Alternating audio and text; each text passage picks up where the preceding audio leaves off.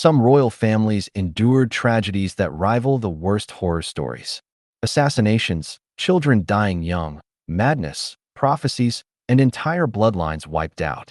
Today, we're diving into the royal dynasties that seemed cursed, and you'll decide, was it fate, karma, or something far darker? Let's start with one of history's most chilling examples, the Romanovs.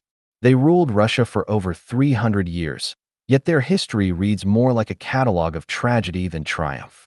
From their rise in 1613 with Michael I to the violent end of Nicholas II in 1918, misfortune seemed to shadow the family at every turn. Early Romanovs faced coups, assassinations, and rebellions. Tsar Peter the Great modernized Russia and expanded its power, but his reforms created enemies across the empire. By the 19th century, vulnerabilities multiplied. Tsar Alexander II was assassinated in 1881, yet his reforms sparked unrest that fueled revolutionary movements. His son, Alexander III, ruled with extreme caution, aware that rebellion always lurked just beyond the palace walls. Nicholas II inherited a fragile empire. His indecision during the Russo-Japanese War and World War I, combined with famine, political unrest, and rising revolutionary forces, left him isolated. The family's misfortune intensified with Tsarevich Alexei, Nicholas's only son, who suffered from hemophilia. His life was constantly in danger, creating tension and fear within the royal family. It was this vulnerability that gave rise to Rasputin, a mystic whose alleged ability to ease Alexei's suffering won him enormous influence over the Romanovs. Rasputin's presence caused scandal and further weakened public confidence in the monarchy, fueling rumors of corruption and moral decay at the heart of the dynasty. In 1917, Nicholas II was forced to abdicate, ending 3 centuries of Romanov rule. Within a year, Nicholas, Alexandra, and their children were executed by the Bolsheviks, a brutal and final act that cemented the family's legacy as a dynasty repeatedly undone by political turmoil, poor succession decisions, and relentless misfortune. Moving on to one of the most brutal families, the Ottoman dynasty, which ruled from 1299 to 1922, was one of history's longest-lasting empires, yet its succession practices turned it into a family haunted by bloodshed and betrayal. To prevent civil wars over the throne, Ottoman sultans often executed their brothers immediately upon accession.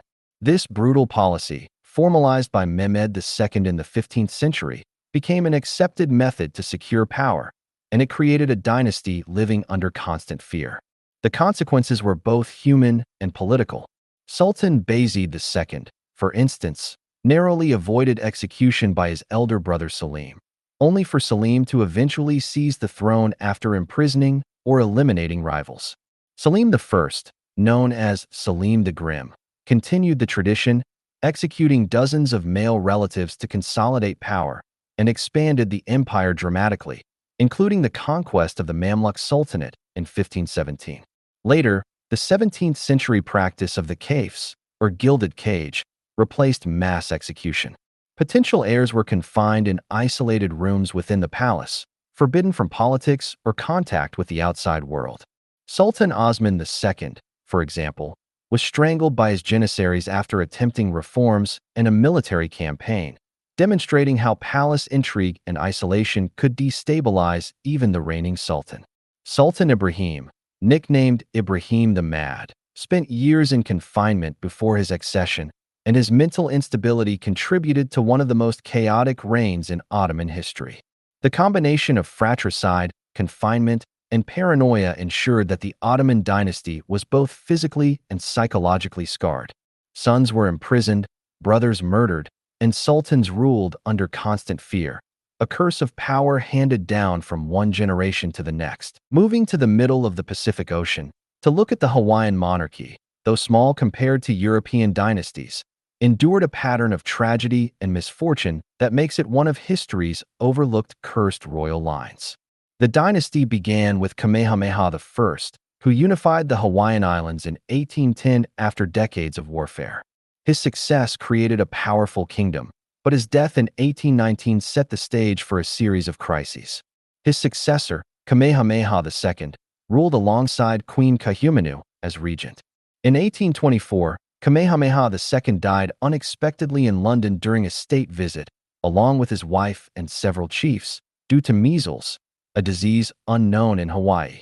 The deaths devastated the kingdom and exposed the royal family to the dangers of foreign contact.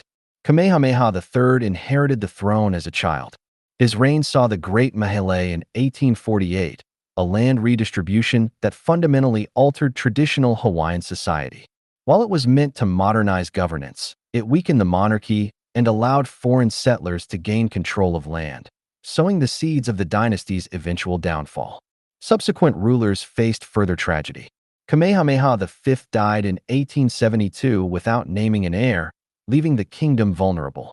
His successor, Lunalilo, ruled only a year before dying of tuberculosis. Kalakaua tried to restore the monarchy's prestige but faced political instability, revolts, and the imposition of the Bayonet Constitution in 1887, which stripped the monarchy of much of its power. Finally, Queen Liliuokalani, the last reigning monarch, attempted to restore authority, but in 1893 she was overthrown by American businessmen backed by U.S. forces. She was imprisoned for months, and the kingdom was annexed, ending Hawaiian sovereignty. Many royal family members died young, in exile, or under impoverished circumstances, marking the dynasty with a tragic finality.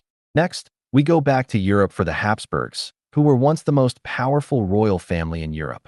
For centuries, they ruled vast territories: Spain, Austria, the Netherlands, parts of Italy, and the Holy Roman Empire.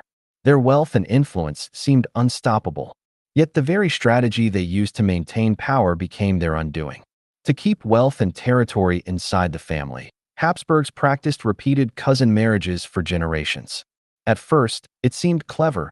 Alliances were secured, lands consolidated, and power concentrated. But over time, the repeated inbreeding caused severe physical deformities, chronic illness, and mental instability. The family's health was literally undermined by its obsession with maintaining pure bloodlines. The most famous example was King Charles II of Spain. His body and mind were weakened from centuries of inbreeding. He struggled with developmental delays, physical deformities, including the infamous protruding jaw known as the Habsburg jaw, and could not father an heir. He became the last of his line, and with his death in 1700, the Spanish branch of the Habsburgs ended. Europe erupted into the War of Spanish Succession, a conflict born directly from the vacuum left by the family's collapse. But tragedy didn't stop with Charles II. Other Habsburgs suffered early deaths, insanity, or chronic illness, often dying young or producing few surviving children. Entire branches of the family were extinguished, leaving Europe to watch a dynasty that once seemed eternal crumble under the weight of its own decisions. The current ruling House of Windsor in the United Kingdom has faced a striking pattern of personal and public misfortune since its establishment in 1917. King George V changed the family name to Windsor to distance themselves from German ties during World War I, but the dynasty's troubles were only beginning. Edward VIII's abdication in 1936 for the sake of marrying Wallis Simpson destabilized the monarchy, creating a succession crisis and long-lasting family tension. His decision marked the first major rupture in a century of seemingly stable rule. Tragedy struck again with the death of King George VI in 1952, who had led the country through World War II but died relatively young at 56.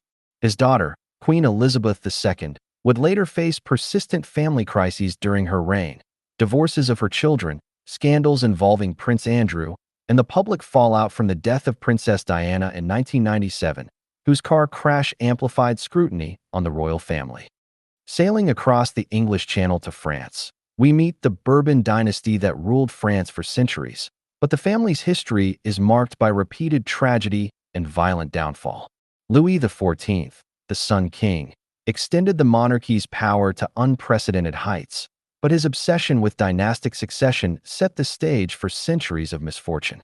By the time of Louis XVI, the Bourbons faced financial crisis, political unrest, and increasing public hostility. Louis XVI's reign ended with the French Revolution and his execution. His wife, Marie Antoinette, suffered the same fate, leaving their young son imprisoned, ill-treated, and ultimately dead before reaching adulthood. Even after attempts to restore the Bourbon line, the dynasty struggled to maintain stability. Kings who returned to the throne ruled under constant threat, faced rebellions, and often died without strong heirs. Many Bourbons lived and died in exile, stripped of power, wealth, and influence. Throughout the dynasty, internal weaknesses, reliance on rigid succession rules, political mismanagement, and repeated failures to produce capable heirs, combined with external pressures from revolutions and wars. The result was a family repeatedly brought to ruin by a combination of inherited vulnerabilities and historical circumstance. If you're looking to watch a similar video, you can check out this one or browse the playlist for more. Don't forget to like, subscribe, and leave a comment. And I will see you next time on Council of Knowledge.